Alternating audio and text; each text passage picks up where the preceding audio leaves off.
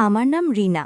বিয়ের পর আমার স্বামী রোহান প্রতি রাতে আমার চাহিদা পূরণ করত, আর আমি তার এই শারীরিক ঘনিষ্ঠতাকেই ভালোবাসা বলে ধরে নিতাম। কিন্তু আমি ক্রমশ খেয়াল করলাম, আমি ঘুমিয়ে পড়ার পর রোহান গভীর রাত পর্যন্ত ফোনে কারোর সঙ্গে কথা বলত। আমাকে এত আদর করার পরেও সে কেন লুকিয়ে কথা বলত, আমি কিছুতেই বুঝতে পারতাম না। একদিন রাতে আমার সন্দেহ চরম পর্যায়ে পৌঁছাল। মাঝরাতে আমি বাড়ির ছাদ থেকে একটি অন্যরকম শব্দ শুনতে পেয়ে সেখানে যাই। নিঃশব্দ ছাদে পৌঁছতেই আমার স্বামীর যে দৃশ্য চোখে পড়ল, তাতে আমার মাথা ঘুরে গিয়েছিল। আমার স্বামী তার এক প্রেমিকাকে নিয়ে এসে তার সঙ্গে অন্তরঙ্গ হচ্ছিল। সেই নোংরা দৃশ্য দেখে আমার মাথায় আকাশ ভেঙে পড়ল। চোখে দেখা এই জিনিস কি মিথ্যা হতে পারে? আসলে আমি সেদিন নিজের হাতেই আমার সংসার ধ্বংসের পথে ঠেলে দিচ্ছিলাম, এক ভয়ঙ্কর সন্দেহের বশে। বিয়ে হয়ে শ্বশুরবাড়ি আসার প্রথম দিনেই আমার স্বামীর বন্ধুবান্ধবরা উপস্থিত ছিল। স্নেহা নামের একটি মেয়ে আমার কাছে এসে বলল, বৌদি, তোমার স্বামীর সাথে একটু কথা বলতে পারি? আমি সম্মতি জানালে স্নেহা আমার স্বামীর হাত ধরে টেনে একটু দূরে নিয়ে গেল এবং খুব ঘনিষ্ঠ হয়ে কথা বলতে লাগল। তারা দুজন হাসছিল, এমনকি আমার চোখের সামনেই তারা একে অপরের গায়ে হাত দিয়ে কথা বলছিল। এই দৃশ্য দেখে আমার ভীষণ অস্বস্তি হচ্ছিল। সুসজ্জার রাতে স্বামীর অপেক্ষায় বসে আমার মাথায় শুধু একটাই প্রশ্ন ঘুরপাক খাচ্ছিল, রোহানের সাথে স্নেহার কোনো সম্পর্ক নেই তো? রোহান ঘরে এলে আমি প্রথমেই তাকে স্নেহার সঙ্গে তার সম্পর্ক নিয়ে জিজ্ঞাসা করলাম। রোহান হেসে বলল, আরে স্নেহা তো আমার ছোটবেলার বন্ধু, আমরা একসাথে পড়াশোনা করেছি এবং এখন একই অফিসে চাকরি করি। আমি নিজেকে সামলাতে না পেরে সরাসরি জিজ্ঞাসা করি, তোমার সাথে স্নেহার ভালোবাসার কোনো সম্পর্ক নেই তো? আমার কথা শুনে সে অবাক হয়ে বলল, রিনা, তুমি এটা কি বলছো? আমার যদি স্নেহার সাথে ভালোবাসার সম্পর্ক থাকত, তাহলে তো আমি তাকেই বিয়ে করতাম। তোমাকে কেন বিয়ে করতে যাব? ওর সাথে আমার তেমন কিছুই নেই। আমি শুধু তোমাকে ভালোবাসি বলেই তো তোমাকে পছন্দ করে বিয়ে করেছি। এরপর সে রাতে রোহান আমাকে অনেক ভালোবাসল, আমিও তাকে মন থেকে ভালোবাসলাম। আমি আমার বাবা মায়ের একমাত্র সন্তান, পেশায় একজন চিত্রশিল্পী। আমাদের বিয়েটা দেখে শুনেই হয়েছিল। রোহানের আদর পেয়ে আমি প্রায় ভুলে গিয়েছিলাম স্নেহার কথা। কিন্তু মাঝরাতে হঠাৎ ঘুম ভেঙে গেলে দেখি আমার স্বামী পাশে নেই। শ্বশুরবাড়িতে প্রথম দিন মাঝরাতে স্বামীকে পাশে না পেয়ে আমি খুব ঘাবড়ে গেলাম। তারপর মনে হলো আমাদের ঘরের বাইরের বারান্দা থেকে তার গলার আওয়াজ আসছে। আমি আস্তে করে বারান্দার দরজার কাছে গিয়ে দাঁড়ালাম। তখন রাত 2টো। আমার স্বামী স্পষ্টতই তার সেই বান্ধবী স্নেহার সঙ্গে ফোনে কথা বলছিল। নিজের কানে সবকিছু শোনার পর আমার ভীষণ রাগ হলো এবং মনে গভীর সন্দেহ জন্মালো। কেন সে মাঝরাতে লুকিয়ে তার বান্ধবীর সঙ্গে কথা বলছে? যে কোনো মেয়েরই এমন পরিস্থিতিতে সন্দেহ হওয়া স্বাভাবিক। পরের দিন সকালে নাস্তা খেতে বসে আমি রাতের কথা জিজ্ঞাসা করলাম। সে খুব স্বাভাবিকভাবেই বলল, রাতে তুমি ঘুমাওনি? আমি তো ভাবছিলাম তুমি ঘুমিয়ে পড়েছ। এরপর জানাল সে নাকি রাতের বেলা অফিসের কিছু কাজের ব্যাপারে স্নেহার সঙ্গে ফোনে কথা বলছিল। রোহানের মুখে স্নেহার নাম শুনলেই আমার মাথায় কেমন যেন একটা যন্ত্রণা শুরু হতো, আর সেদিন থেকেই আমার স্বামীর ওপর সন্দেহ হতে শুরু করে। এদিকে আমার শাশুড়িমা আমাকে ভীষণ ভালোবাসতেন। তিনি রোহানকে বলতেন, এখন তোমার বিয়ে হয়েছে, সারা রাত জেগে অফিসে কাজ করার দরকার নেই, সন্ধ্যের আগেই বাড়ি ফিরে আসবে, কারণ তোমাকে ছাড়া বৌমা নিজেকে একা মনে করবে। আমার শ্বশুরমশাই অনেক বছর আগেই মারা গিয়েছিলেন। তারপর একদিন সন্ধ্যায় যখন আমি আমার স্বামীর গাড়ির শব্দ শুনে খুশি মনে বারান্দায় গিয়ে দাঁড়ালাম, যা দেখলাম তাতে আমার মাথা ঘুরে গেল। আমার স্বামী ওই স্নেহার সঙ্গে নোংরামি করতে ব্যস্ত ছিল। স্নেহা আমার স্বামীর হাত ধরে তাকে গাড়ির ভেতরে টেনে নিয়ে গেল এবং গাড়ির ভেতরেই তারা অন্তরঙ্গ হলো, এটা আমার ধারণা ছিল।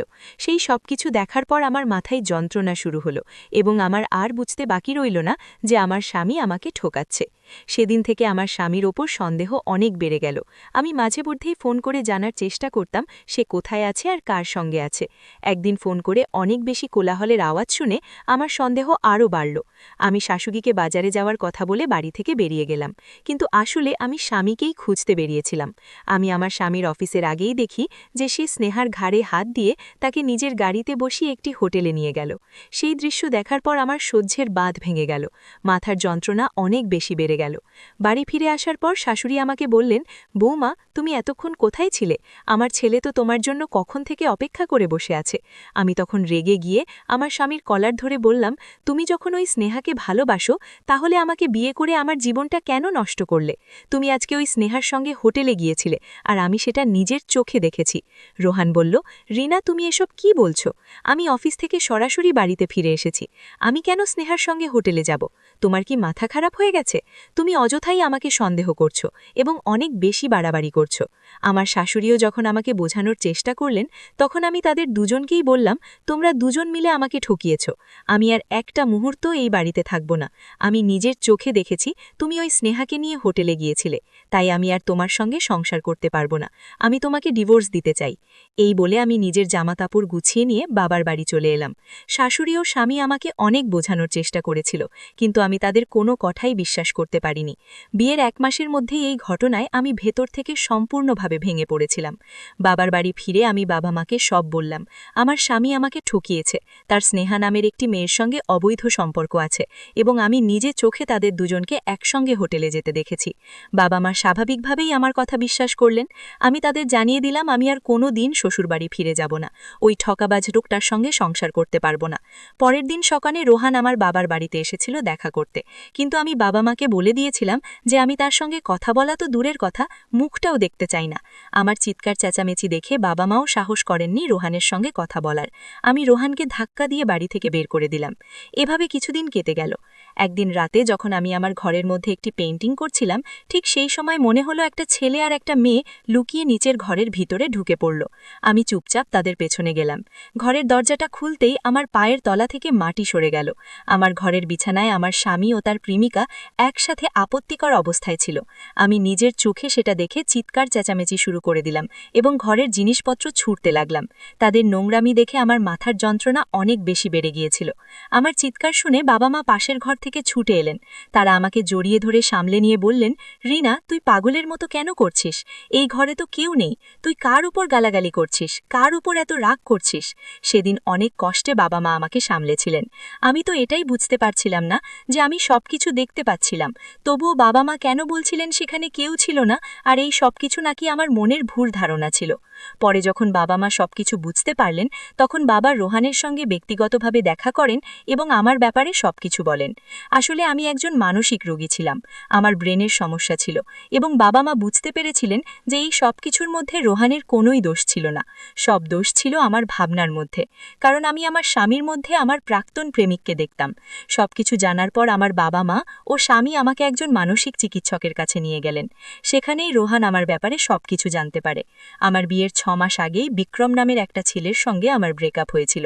আমি বিক্রমকে ভীষণ ভালোবাসতাম, কিন্তু সে আমাকে এইভাবে ঠকাবে আমি ভাবতে পারিনি। আমি তাকে নিজের তন মন সবকিছু দিয়েছিলাম, কিন্তু তার মন ভরে গেলে সে আমাকে ছেড়ে আমার একটা বান্ধবীকে বিয়ে করার কথা বলেছিল। আমি এটা সহ্য করতে পারিনি এবং এর প্রভাব আমার ব্রেনের ওপর পড়েছিল।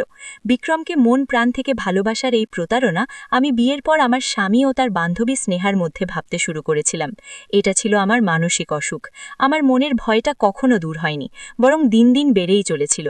আমি যে বিক্রমকে ভালোবাসতাম এই কথাটা শুধু আমার মা জানতেন, বাবা জানতেন না। বিক্রম আমাকে ছেড়ে যাওয়ার পর আমি অনেক ডিপ্রেশনে চলে গিয়েছিলাম। মা আমাকে অনেক কষ্টে সামলেছিলেন। মা বাবাকে এই কথা বলেননি, কারণ তিনি ভাবতে পারেননি যে আমার মানসিক অসুখ এতটা খারাপ পর্যায়ে যাবে। মা ভেবেছিলেন বিয়ের পর হয়তো সবকিছু ঠিক হয়ে যাবে। কিন্তু সেই ঘটনার 6 মাস পরে যখন আমার রোহানের সঙ্গে বিয়ে হয়, তখন রোহান ও স্নেহাকে একসাথে দেখে আমার মানসিক চাপ আগের মতোই আবার ফিরে আসে। আমি তো আগের থেকেই মানসিক অসুস্থ ছিলাম এবং এই ব্যাপারে আমার শাশুড়ি ও স্বামী কিছুই জানতেন না। আমি এই ঘটনার পর থেকে কখনোই মানসিকভাবে সুস্থ ছিলাম না। তাই আমি আমার স্বামীর ব্যাপারে যা কিছু দেখতাম সেগুলো আমার ব্রেনের সমস্যা ছিল। আমি পুরোপুরি সন্দেহবাতিক হয়ে গিয়েছিলাম। আমার ব্যাপারে সবকিছু জানার পরেও আমার স্বামী আমাকে গ্রহণ করেছিল। সেদিনের পর থেকে সে আগের চাইতেও আরও বেশি খেয়াল রাখত ও ভালোবাসত। আমার শাশুড়িও আমাকে কোনো কাজ করতে দিতেন না এবং আমার স্বামীর অনুপস্থিতিতে আমাকে সব ওষুধ খাওয়াতেন।